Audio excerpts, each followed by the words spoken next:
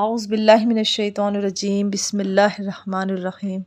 رب اشرح لی صدری ویسر لی امری واحلل عقدۃ من لسانی یفقہوا قولی۔ سورہ البقرہ کا پارہ سیقول کا 8واں رکوع کی آیت 193، 194، 195 اور 196 کا ترجمہ اور تشریح پیش خدمت ہے۔ وَقَاتِلُوهُمْ حَتَّى لَا تَكُونَ فِتْنَةٌ وَيَكُونَ الدِّينُ لِلَّهِ فَإِنِ انْتَهَوْا فَلَا عُدْوَانَ إِلَّا عَلَى الظَّالِمِينَ۔ ترجمہ ہے کہ اور تم ان سے لڑتے رہو یہاں تک کہ فتنہ باقی نہ رہے اور دین اللہ کا ہو جائے، پھر اگر وہ باز آ جائیں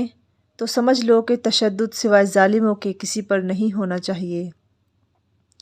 الشہر الحرام بالشہر الحرام والحرمات قصاص فمن اعتدى علیکم فاعتدوا علیہ بمثل ما اعتدى علیکم واتقوا اللہ واعلموا ان اللہ مع المتقین۔ ترجمہ ہے کہ حرمت والے مہینے کا بدلہ حرمت والا مہینہ ہے اور حرمتوں پر بھی بدلے کے احکام جاری ہوتے ہیں، چنانچہ اگر کوئی شخص تم پر کوئی زیادتی کرے تو تم بھی ویسی ہی زیادتی اس پر کرو جیسی زیادتی اس نے تم پر کی ہے، اور اللہ سے ڈرتے رہو اور اچھی طرح سمجھ لو کہ اللہ انہی کا ساتھی ہے جو اس کا خوف دل میں رکھتے ہیں۔ وَأَنفِقُوا فِي سَبِيلِ اللَّهِ وَلَا تُلْقُوا بِأَيْدِيكُمْ إِلَى التَّهْلُكَةِ وَأَحْسِنُوا إِنَّ اللَّهَ يُحِبُّ الْمُحْسِنِينَ۔ ترجمہ، اور اللہ کے راستے میں مال خرچ کرو اور اپنے آپ کو خود اپنے ہاتھوں ہلاکت میں نہ ڈالو اور نیکی اختیار کرو، بے شک اللہ نیکی کرنے والوں سے محبت کرتا ہے۔ وَأَتِمُّوا الْحَجَّ وَالْعُمْرَةَ لِلَّهِ فَإِنْ أُحْصِرْتُمْ فَمَا اسْتَيْسَرَ مِنَ الْهَدْيِ وَلَا تَحْلِقُوا رُؤُوسَكُمْ حَتَّى يَبْلُغَ الْهَدْيُ مَحِلَّهُ فَمَنْ كَانَ مِنْكُمْ مَرِيضًا أَوْ بِهِ أَذًى مِنْ رَأْسِهِ فَفِدْيَةٌ مِنْ صِيَامٍ أَوْ صَدَقَةٍ أَوْ نُسُكٍ فَإِذَا أَمِنْتُمْ فَمَنْ تَمَتَّعَ بِالْعُمْرَةِ إِلَى الْحَجِّ فَمَا اسْتَيْسَرَ مِنَ الْهَدْيِ فَمَنْ لَمْ يَجِدْ فَصِيَامُ ثَلَاثَةِ أَيَّامٍ فِي الْحَجِّ وَسَبْعَةٍ إِذَا رَجَعْتُمْ تِلْكَ عَشَرَةٌ كَامِلَةٌ ذَلِكَ لِمَنْ لَمْ يَكُنْ أَهْلُهُ حَاضِرِ الْمَسْجِدِ الْحَرَامِ وَاتَّقُوا اللَّهَ وَاعْلَمُوا أَنَّ اللَّهَ شَدِيدُ الْعِقَابِ۔ ترجمہ ہے کہ اور حج اور عمرہ اللہ کے لیے پورا پورا ادا کرو، ہاں اگر تمہیں روک دیا جائے تو جو قربانی میسر ہو اللہ کے حضور پیش کر دو، اور اپنے سر اس وقت تک نہ منڈواؤ جب تک قربانی اپنی جگہ نہ پہنچ جائے۔ ہاں اگر تم میں سے کوئی شخص بیمار ہو یا اس کے سر میں کوئی تکلیف ہو تو روزوں یا صدقے یا قربانی کا فدیہ دے۔ پھر جب تم امن حاصل کر لو تو جو شخص حج کے ساتھ عمرے کا فائدہ بھی اٹھائے وہ جو قربانی میسر ہو۔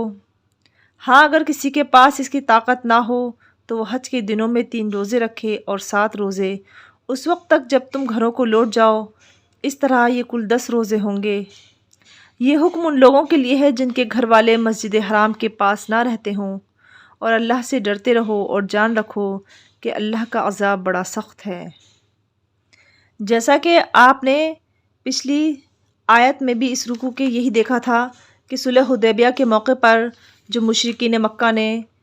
مدینے سے آنے والے مسافرین کو عمرے کے لیے روک لیا تھا، اور اس کے بعد ایک صلح حدیبیہ پیش آئی تھی، اسی کا مضمون اور سلسلہ چل رہا ہے۔ چونکہ وہ عمرے کی غرض سے آئے تھے تو لہٰذا اسی کا آگے بھی مضمون ہے کہ جب اگلے سال مسلمان مدینے سے عمرے کی غرض سے آئے تو انہیں یہ ڈر ہوا کہ ہمیں حدود حرم میں یا ان پاک مہینوں میں جن میں ہمارے یہاں جنگ کرنا جائز نہیں ہے، اگر ہمیں مارنا پیٹنا شروع کر دیا جائے تو ہم کیا کریں؟ تو اللہ رب العزت نے انہیں اجازت دی اور کہا کہ اگر کوئی تمہارے ساتھ کہیں بھی زیادتی کر رہا ہے تو تم اس سے اپنا بدلہ لے سکتے ہو۔ تو اسی کے متعلق پھر کہا ہے وَقَاتِلُوهُمْ حَتَّى لَا تَكُونَ فِتْنَةٌ وَيَكُونَ الدِّينُ لِلَّهِ، یعنی اگر کوئی شخص مہینے کی حرمت پامال کرے، تم سے لڑائی کرے تو تم بھی اس سے بدلہ لے سکتے ہو کہ تم انہیں قتل کرو یہاں تک کہ فتنہ بالکل ختم ہو جائے اور دین مکمل اللہ تعالیٰ کا ہو جائے۔ اور اگر وہ رک جائیں اپنی زیادتی کرنے سے، اسلام میں ہمیشہ سے اس کا طریقہ یہی رہا ہے کہ اگر آپ بدلہ لے رہے ہیں، لیکن اگر سامنے والا رک چکا ہے، اپنی زیادتی کرنے سے باز آ چکا ہے، تو ہمیں فوراً اپنی بڑاپن کو، اپنے انسانیت کو بروئے کار لا کر فوراً اس چیز کو وہیں روک دینا ہے۔ تو اگر آپ سامنے والا رک جاتا ہے زیادتی کرنے سے، تو آپ بھی فوراً رک جاؤ۔ اور زیادتی جو مزید تشدد کرتے ہیں، جو ظالمین ہیں، تو صرف ان کے ساتھ ہی، ظالموں کے ساتھ تشدد کیا جا سکتا ہے۔ کئی بار ایسا ہوتا ہے، جنگ کے حالات ہوتے ہیں یا ایسے حالات ہوتے ہیں جس میں سامنے ایک اگینسٹ پارٹی، ایک دشمن پارٹی بن جاتی ہے، لیکن اس میں کچھ ایسے لوگ ہوتے ہیں جو غیر ضرر ہوتے ہیں، جو نہ آپ کو نقصان دے رہے ہیں نہ فائدہ دے رہے ہیں، لیکن وہ ایک ٹیم میں ہیں، وہ آپ کی اپوزٹ ٹیم میں ہیں۔ تو ایسے جو عام شہری ہوتے ہیں، تو انہی کے متعلق یہ کہا گیا ہے کہ جب تشدد کیا جائے تو صرف ظالموں کے ساتھ تشدد کیا جائے، جو عام شہری ہیں انہیں چھوڑ دیا جائے، کیونکہ اللہ رب العزت نے ہر موقع پر، کتنا بھی مشکل ترین موقع ہو، اسلام میں یہ سکھایا ہے کہ اس وقت بھی انسانیت کو پس منظر رکھا جائے۔ یہ سلسلہ کلام اللہ رب العزت کا یوں ہی چلتا چلا رہا ہے، مزید کھول کر پھر سمجھایا ہے کہ الشہر الحرام و بالشہر الحرام، کہ حرمت والے مہینے کا بدلہ حرمت والا مہینہ ہی ہے، اور حرمتوں پر بھی بدلے کے احکام جاری ہوتے ہیں، یعنی کہ جو حرمت کو پامال کرے گا تو تمہیں بھی اپنا بدلہ لینا ہوگا اور اپنے ڈیفینس میں تمہیں لڑنا ہوگا، اس کی اجازت دی ہے۔ اس کے بعد وَأَنفِقُوا فِي سَبِيلِ اللَّهِ میں کہا ہے کہ اللہ کے راستے میں مال خرچ کرو اور اپنے آپ کو خود اپنے ہاتھوں ہلاکت میں نہ ڈالو۔ اس میں جنگ کی ایک حکمت عملی بیان کی گئی ہے کہ جب جنگ ہوتی ہے تو اس میں صرف جان کا ہی نہیں، مال کا بھی بہت زیادہ نقصان ہوتا ہے، بہت زیادہ خرچہ ہوتا ہے۔ تو اس میں یہ اشارہ کیا گیا ہے کہ جب تم جہاد کے لیے نکلو تو اس وقت بخل سے، کنجوسی سے کام نہ لو، اپنا مال بھی اپنی جان کی طرح بے دریغ خرچ کرو، کیونکہ اگر تم ایک طریقے سے جنگ کو لڑ رہے ہو اور دوسری طریقے کار سے تم اپنی جنگ میں اپنا پورا تعاون نہیں دے رہے ہو، تو جنگ کا مقصد ختم ہو جائے گا۔ اور جنگ کا مقصد تو یہ ہوتا ہے کہ فتح حاصل ہو۔ فتح کے لیے ضروری ہے کہ ہم تمام طریقے سے اس جنگ میں اپنے آپ کو جھونک دیں۔ تو کہا کہ اس لیے بہتر یہ ہے کہ اپنے پاؤں پر خود کلہاڑی مارنے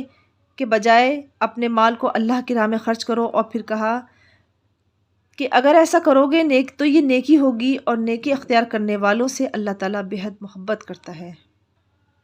اب اس میں حج اور عمرے کے متعلق پھر سے بیان کیا جا رہا ہے، چونکہ وہی مضمون چل رہا ہے کہ مسلمانوں کے لیے، مدینہ منورہ کے مسلمانوں کے لیے بڑا مشکل ہو گیا تھا کہ وہ عمرہ کرنے آئیں، اور اگلے سال جب وہ عمرہ کرنے آئے تو پھر اسی کے سلسلے میں بتایا جا رہا ہے کہ جب کوئی شخص حج یا عمرے کا احرام باندھ لے تو جب تک حج یا عمرے کے اعمال پورے نہ ہو جائیں، احرام کھولنا جائز نہیں ہے۔ البتہ کسی کو ایسی مجبوری پیش آ سکتی ہے کہ احرام باندھنے کے بعد مکہ مکرمہ تک پہنچنا ممکن نہ رہے۔ چنانچہ خود حضرت صلی اللہ علیہ وسلم کو بھی یہ صورت پیش آئی کہ آپ اور آپ کے صحابہ عمرے کا احرام باندھ کر روانہ ہوئے، لیکن جب حدیبیہ کے موقع پر پہنچے تو مشرکین مکہ نے آگے بڑھنے سے روک دیا۔ اسی موقع پر یہ آیات نازل ہوئیں،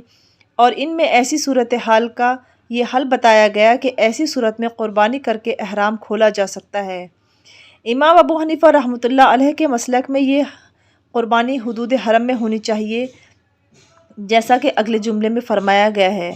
اور اپنے سر اس وقت تک نہ منڈواؤ جب تک قربانی اپنی جگہ نہ پہنچ جائے۔ نیز اس کے بعد جس حج یا عمرے کا احرام باندھا تھا اس کی قضا بھی ضروری ہے،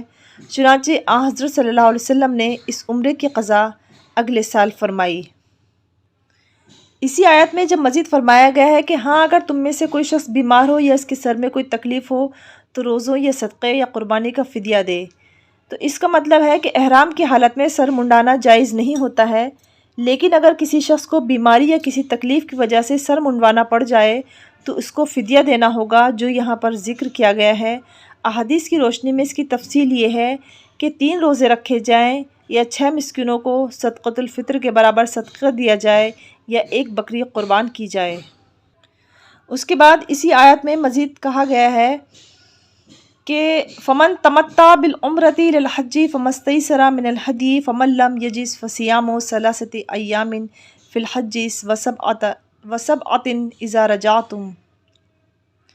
کہ ہاں اگر کسی کے پاس اس کی طاقت نہ ہو تو وہ حج کے دنوں میں 3 روزے رکھے، اور 7 اس وقت تک جب تک تم گھروں کو لوٹ جاؤ، اس طرح یہ کل 10 روزے ہوں گے۔ تو اس کے متعلق ہے کہ اس صورت میں قربانی کا حکم بیان ہوا تھا جب کسی شخص کو دشمن نے روک دیا ہو۔ اب یہ بتایا جا رہا ہے کہ قربانی امن کے حالات میں بھی واجب ہو سکتی ہے، کہ جب کوئی شخص حج کے ساتھ عمرہ بھی جمع کر لے، یعنی تمتع کا احرام باندھ لے۔ اگر صرف حج کا احرام باندھا ہو، جسے افراد کہتے ہیں، تو قربانی واجب نہیں ہے۔ البتہ اگر کوئی شخص تمتع کے باوجود قربانی کی استطاعت نہ رکھتا ہو تو قربانی کے بدلے 10 روزے رکھ سکتا ہے، جن میں سے 3 روزے عرفے کے دن یعنی 9 ذی الحجہ تک پورے ہونے چاہئیں، اور 7 روزے حج سے فارغ ہونے کے بعد رکھنے ہوں گے۔ پھر اسی آیت میں کہا گیا ہے کہ ذَلِکَ لِمَن لَّمْ یَکُنْ أَهْلُهُ حَاضِرِ الْمَسْجِدِ الْحَرَامِ،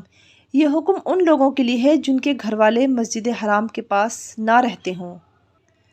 تو اس کا مطلب یہ ہے کہ یعنی تمتع کے ذریعے حج اور عمرہ دونوں کو جمع کرنا صرف ان لوگوں کے لیے جائز ہے جو باہر سے حج کے لیے آئیں۔ جو لوگ حدود حرم یا حنفی مسلک کے مطابق حدود میقات میں رہتے ہوں وہ صرف افراد کر سکتے ہیں، تمتع یا قران نہیں کر سکتے۔